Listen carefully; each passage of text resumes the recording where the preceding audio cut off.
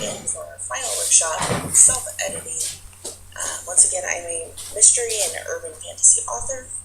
I have 7 books out. Over the course of those 7 books, I have learned a lot about editing, and I have devised some tricks to help me self-edit. So let's get started. Alright, we'll just start with the basic here. Self-editing isn't easy.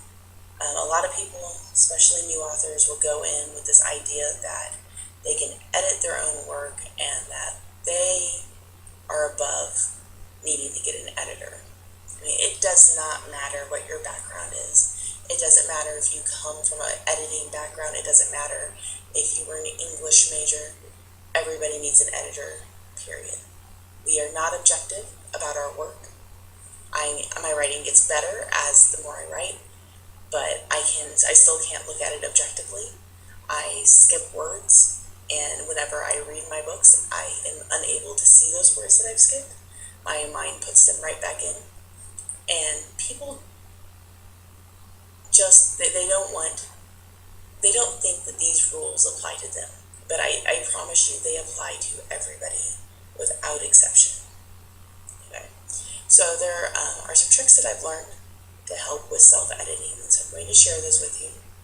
And also, I know that this is a really dry topic and it's not very fun, so I'm sorry in advance if this is a slow presentation. I will try to make it as entertaining as possible. I have put some fun writing quotes on most of the slides, so hopefully those are entertaining for you, and hopefully you come away having learned something. Those quote on this slide is, "There is nothing noble in being superior to your fellow man. True nobility is being superior to your former self." Ernest Hemingway.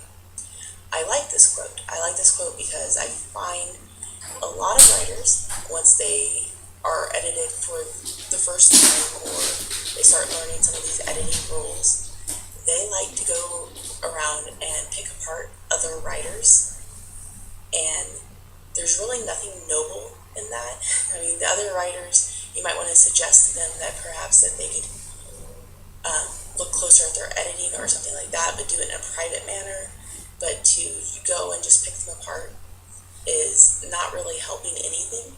So I like what he's saying here about just worry about making yourself a superior self to what you were before, and not really focusing so much on what other people are doing. So we'll go on to the next one. Highlighting, that's really my trick. It's not fancy and it is time consuming, but it helps. So what I do is I go through and I highlight in different colors all of the different problem areas that my document could have, and so that way when I'm reading it and I get to a highlighted word, I stop reading and I evaluate the sentence to see what I need to do to fix it. So I have a little OCD about this stuff. So my highlighting key is below. It says pink words are the words to watch for the correct spelling. Yellow words are words that might need to be deleted. Green words are words to consider replacing. Blue is for repeated words or phrasing, and gray is for cliches. Alright, words to check the spelling. This is a short list. There's a ton of different words, and these are generally the ones that I pay the most attention to because they are the easiest ones, for me at least, to make a mistake on. So just Google or pay attention, well, Google it and you'll find just pages and pages of these type of words that are easy to confuse. I'm not going to go through and tell you the difference from each of these because you can find that pretty easily online. I really like the website grammargirl.com. She has a very clear, very easy to understand explanations for these things, and a lot of them, chances are once you see them you'll know, like the difference between sight and sight. It's pretty easy, but it's unfortunately just as easy to type the incorrect word. And so my quote on this page is, "There is no such thing as a moral or an immoral book. Books are well written or badly written." Oscar Wilde. Alright, words that can often be deleted. The word that I feel when I highlight that in my document, I probably delete 85% of them. It's often a word that is unnecessary. So if it doesn't change the meaning of the sentence to have it or to not have it, then just delete it. And then the word had, I feel the same way about. Very often I don't need the word had in it, especially the sentences that you'll have the word had twice. Those are the bane of my existence, and so I always either reword or delete one of them. Okay, prepositions at the end of a sentence, like to him. So that's it weakens your writing to have it. So if you can delete it or rephrase, then that's always the best choice. Adverbs. I hate adverbs. I loathe them. So what I'll do is I highlight ly space. And so that way I catch all of the ly words in my document. And oftentimes you don't need them at all. I find that adverbs are an excuse for weak writing. So where I could have written a better, more descriptive sentence, instead I just throw in an adverb and I move on to the next sentence. Or oftentimes they're redundant, such as he whispered softly. Well, if you're whispering, you're already speaking soft, so there's no point in having that adverb there. Then adjectives, less is more. You don't want to over describe things, so as you're using adjectives, just be aware that you're using them and always try to keep the descriptions down. I mean, by all means you need to describe things, but you don't need to give like 4 adjectives for the color pants that somebody is wearing. Just keep it basic and move on. Dialogue tags.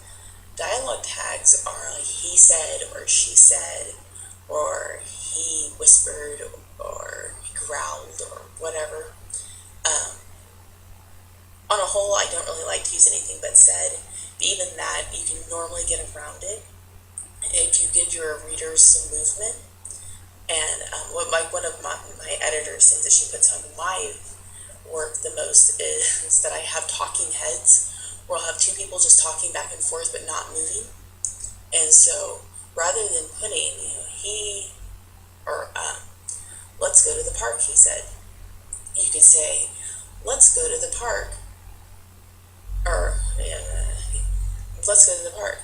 He picked up his keys and went to the car. So therefore you have an action. So it's no longer just a voice, there's movement, and you suddenly have this picture of a person in your mind doing an activity along with the dialogue. Okay, cliches. Cliches can it's good to either delete them or rewrite them. You can use cliches, but use them sparingly, and if you do, be self-aware about them. And that's pretty much all I have to say about cliches. I mean, it's pretty self-explanatory. So we have our quote on this page is, "The road to hell is paved with adverbs," Stephen King. If you haven't read his book on writing, it's a tremendous book about writing. I don't tend to be a fan of writing books, but this one is very good. Okay, words to replace. Qualifiers. A little, a bit, rather, probably, kind of, pretty, might be, very.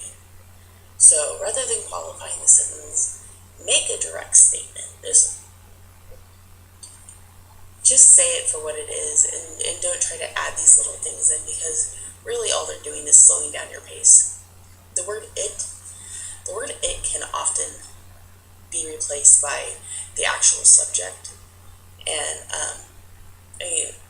it just that's stronger writing.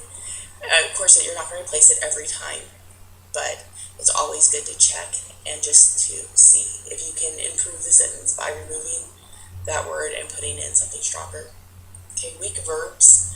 A weak verb is like a was ing, so he was walking, rather than just saying he walked. So, or the words pull, push, reach, bring, those all tend to be weaker verbs. They don't give you any sort of mental picture. And so because I'm telling you what a weak verb is, I've had people tell me weak verbs before and then never tell me what a strong verb was. So I want to explain that a little bit more. A strong verb is a verb that characterizes or describes. So saying Harry sprinted down the street, that's a strong verb. Like sprinted gives you a mental picture. It doesn't require any adjectives. It doesn't require any adverbs.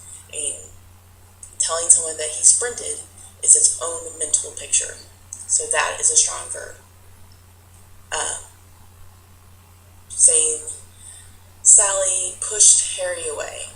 All right, I mean that's okay, but if you use something stronger, like she shoved, or she hit, or something like that, I mean that gives you a stronger, more visceral image. All right.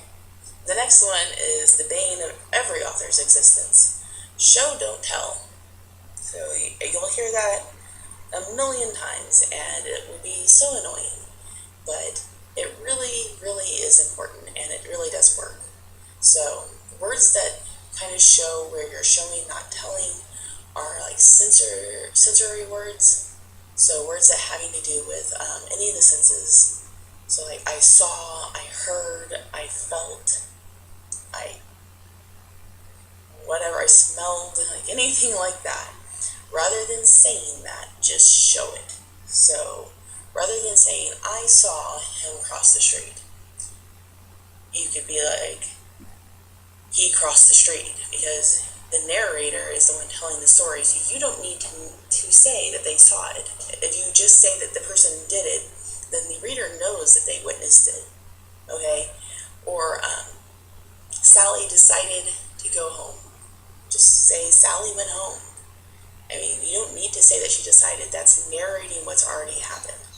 Just let the situation happen. Every time you say things like this is the author sticking their nose into the story and narrating the story, rather than letting the character tell the story. So, my quote on this page: substitute damn every time you're inclined to write very. Your editor will delete it, and the writing will be just as it should be. Mark Twain. Okay, repeat words or phrases. I can't give you a list for this, because I don't know what words you're going to repeat or what phrases you're going to repeat are. My phrases and words that I have a tendency to overuse will not be the same as the words that you will have a tendency to overuse. So what you have to do is you have to be aware. While you're reading your work, you need to make a list of words that you start noticing popping out that you are overusing, and then do a search. Whenever I do that, I try to cut those words or phrases in half, the number of times that I use them, and that way it's less riddled through my document. And then resources that will help you vary your word choice would be like the Describer's Dictionary or the Emotion Thesaurus. And both of those are really good for giving you alternate words. However, I believe I have seen a quote about if you have to look up the meaning of a word, then don't use it. And I think that's pretty much a really good rule to work by. But if you need help describing something that you don't know any other words for the word blue, then by all means these resources are something that might help you. Okay, the quote on this page is, "It isn't what we say or think that defines us, but what we do." Jane Austen. Okay, the other stuff that you should consider while you are self-editing is your sentence variety. You do not want to have a paragraph that has the same type of sentence repeated through the whole thing.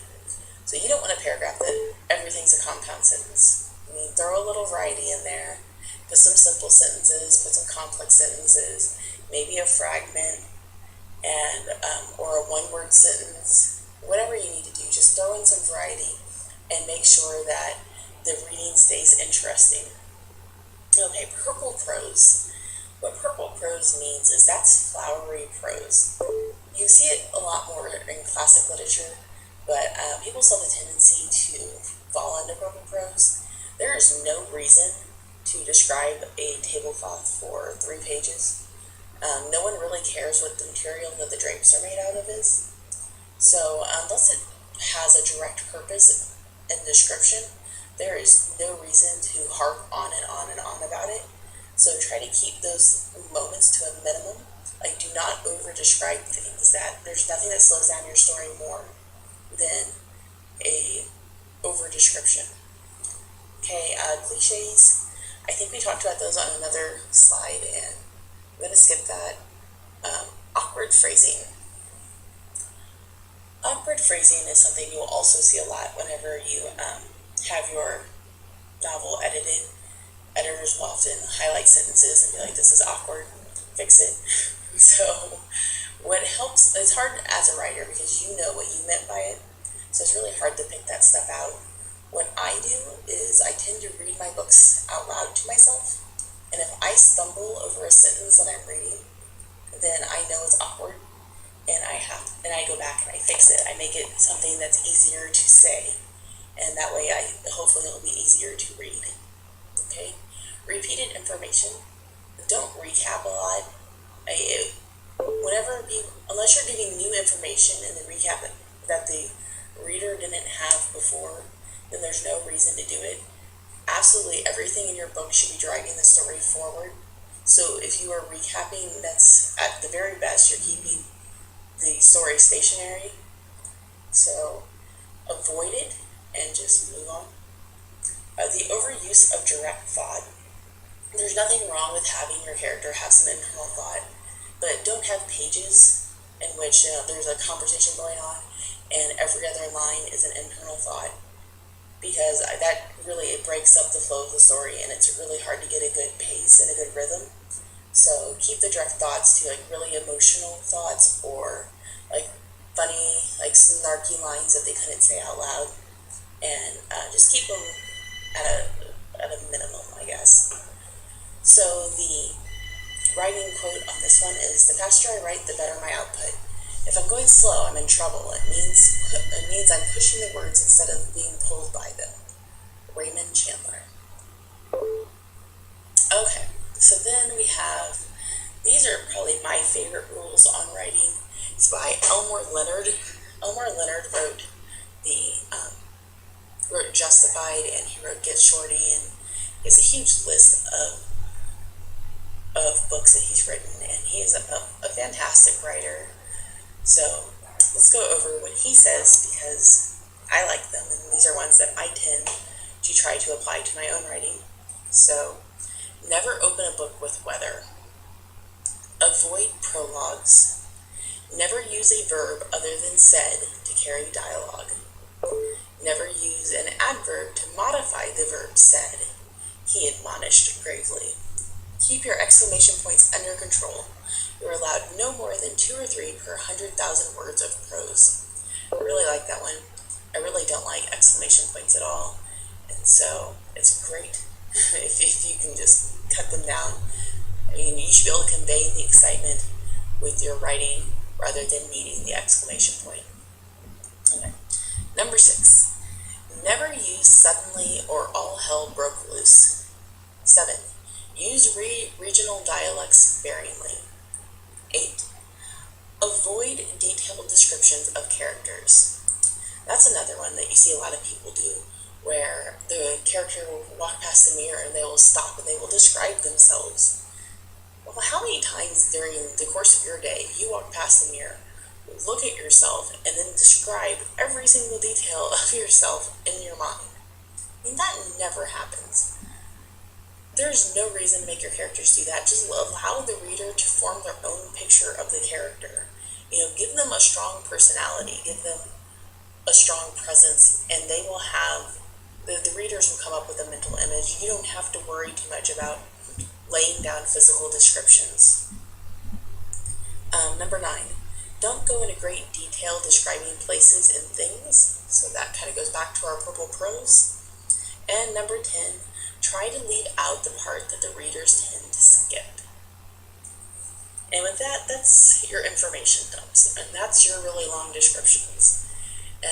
Just think about whenever you're reading a book, what are the parts that you start to skim on? And then whenever you're going through your writing, look for those parts and then cut them down, or if you can, get rid of them. Don't be afraid to cut things out of your document. Sometimes cutting a scene or even 3 or 4 pages out of the document will make your writing so much stronger, and it's worth it. And then my final slide is just a fun one. It's the final quotes just because I like them. So writers aren't exactly people.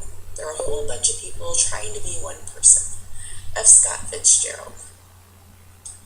The best advice I can give on this, is a quote about editing or about revision. So the best advice I can give on this is, once it's done, put it away until you can read it with new eyes. When you're ready to pick it up and read it, as if you've never read it before. Or when you're ready, pick it up and read it as if you've never read it before. If there are things you aren't satisfied with as a reader, go in and fix them as a writer. That's revision. I think that's a great quote. I like to set my documents aside. I always work on a few different books at once, and that way if I get too comfortable in one or I get bored with one, I can go and work on another one. Okay, and the final quote, because it's just fantastic.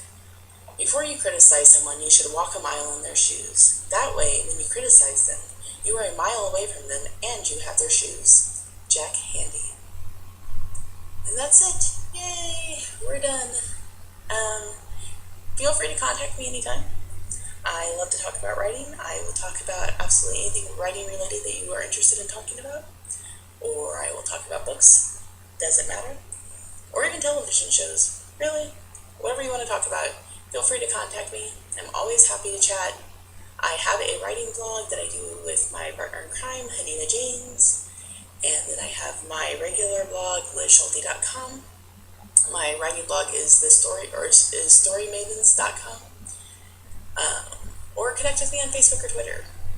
So I look forward to hearing from you. Thank you for sticking with me through these 3 writing seminar things. And so long, and thanks for all the fish.